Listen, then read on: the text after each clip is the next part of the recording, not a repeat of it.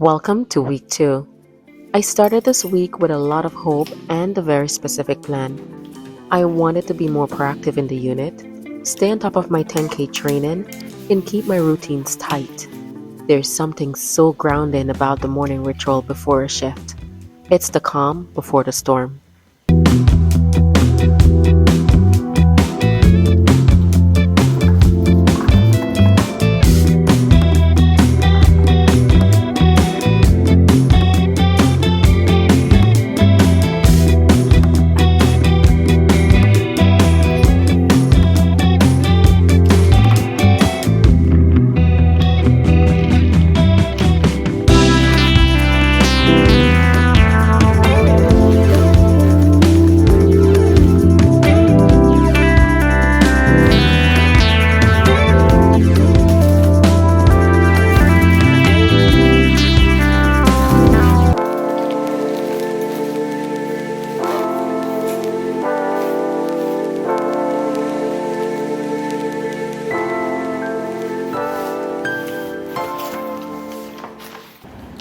By the time I hit these stairs, the reality of the ICU sets in. It's a steep climb, physically and mentally. Lunch breaks are short, and sometimes they're the only time I have to just sit and breathe. When I clock out and walk back down those stairs, I'm usually leaving a version of myself behind in that unit. And just like that, it's day 2, back up the stairs. This was a blackout shift. The acuity was high, the learning curve was sharp, and the only evidence I have of this day is a quick coffee and the blue light of the Omnicell. My phone stayed in my locker because my head had to stay in the game.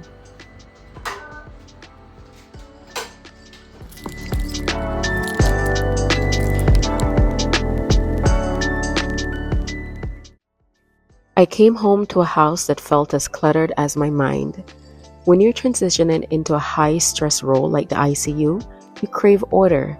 So I spent my first day off just resetting, scrubbing counters, clearing services, and trying to find my footing again. It's not a 10K run, but it's the movement I needed.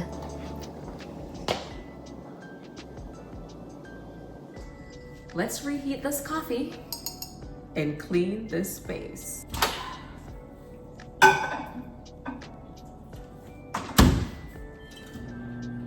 I just got back in from my strength training session, and I knew what I left when I left, but I don't know. I was expecting a magical fairy to just clean the space before I came back.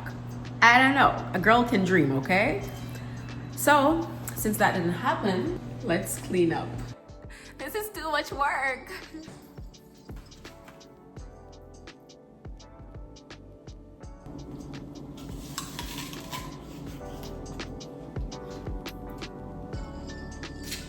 My daughter left this morning, so it's mine now.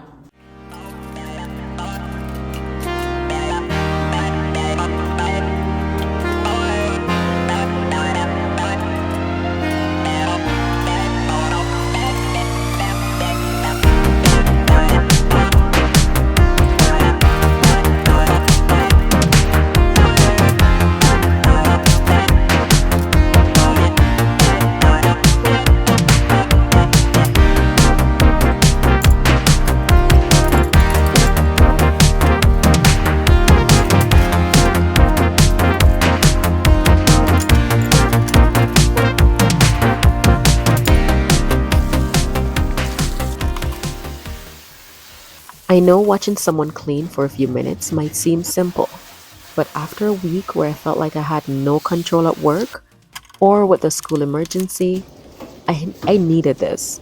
I needed to see a surface go from messy to clean. It's my way of processing the stress of the week before I head back for my Saturday and Sunday block. If you're a nurse, you get it. The post-block deep clean is a spiritual experience. I was chasing shadows, moving too fast. Didn't see the way our love couldn't last. Now I'm stuck replaying what I put you through. Every night I'm haunted by the thought of you. If you need my loving, call me and I'll step on you. And we can talk all night long. If you want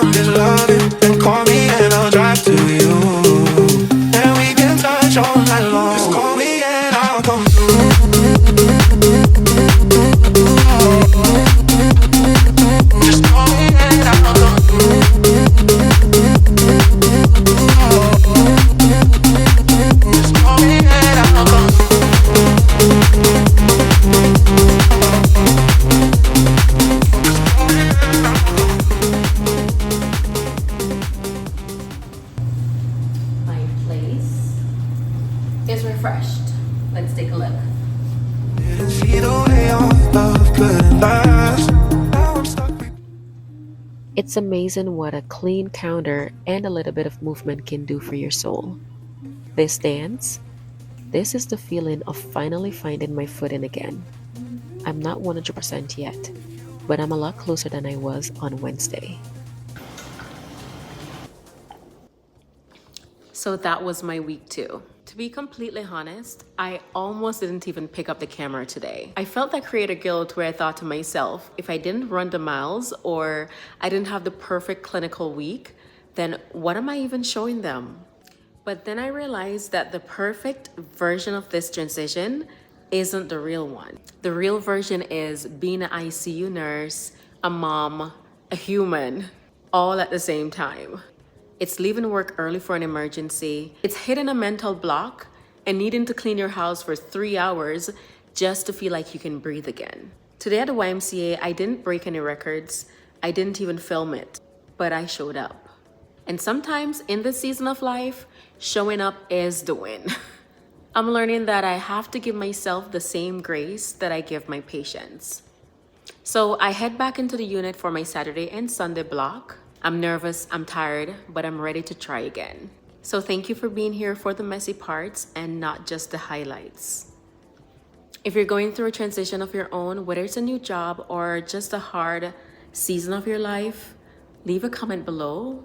Let's encourage each other. Subscribe to follow along for week 3, hopefully with a few more miles and a little bit more sleep. I'll see you in the next one. Bye.